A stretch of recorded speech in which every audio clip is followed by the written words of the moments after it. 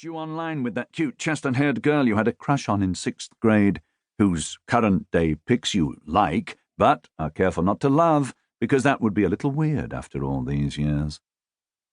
Yet deep down, many people living in the early 2000s, known as the early robot era, ERE, feared that a robo-apocalypse wasn't off the table for the future. This despite reassurances from tech elites like Facebook's Mark Zuckerberg. "I'm really optimistic," Zuckerberg has said about the future.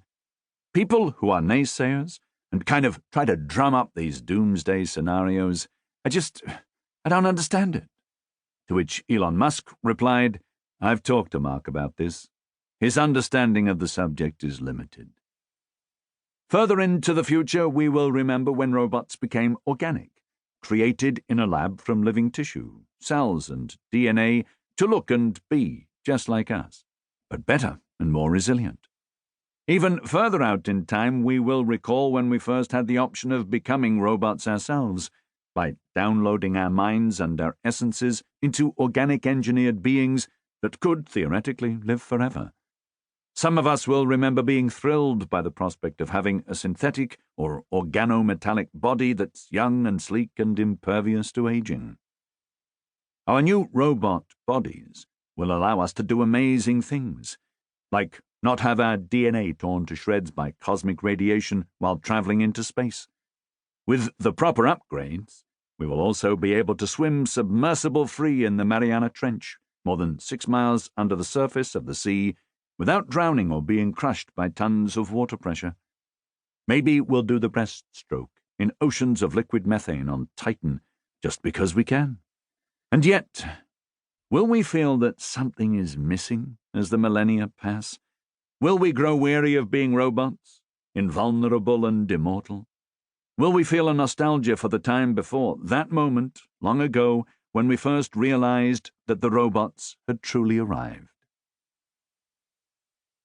Some people in the present day think that the coming of AI and robots will be as impactful as the advent of fire, agriculture, the wheel, steam engines, electricity, and the internet. Others think that the emergence of robots and AI is overhyped, that robots of the sort we're imagining are still far off in the future and will be very different from what we're conjuring in our brains.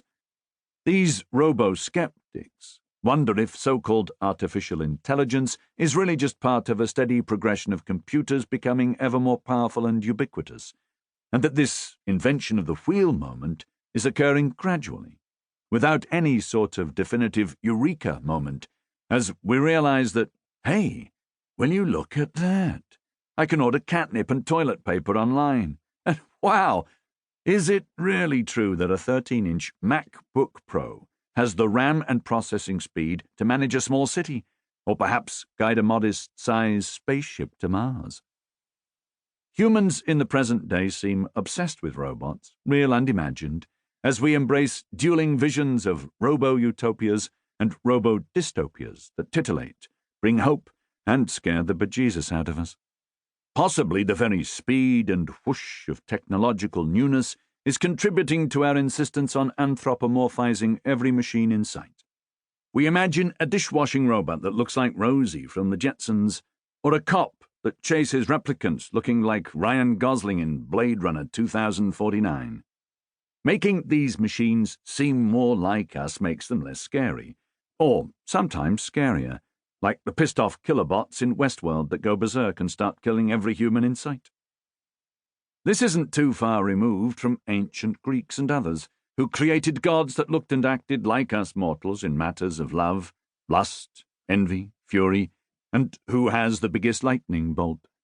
This humanization made their awesome power over the sun, wind, water, love, crops, and war seem more familiar and less terrifying. Or maybe we just let our human egos run wild and can't imagine an all-powerful god or alien or a robot not looking and acting like us. It's far more likely that a dishwasher bot will look like, well, a dishwasher, with perhaps a couple of robotic arms to pick up and load dirty coffee mugs and cutlery. Likewise, in 2049, a real-life version of Gosling's character, Kay, would more likely resemble present-day military robots,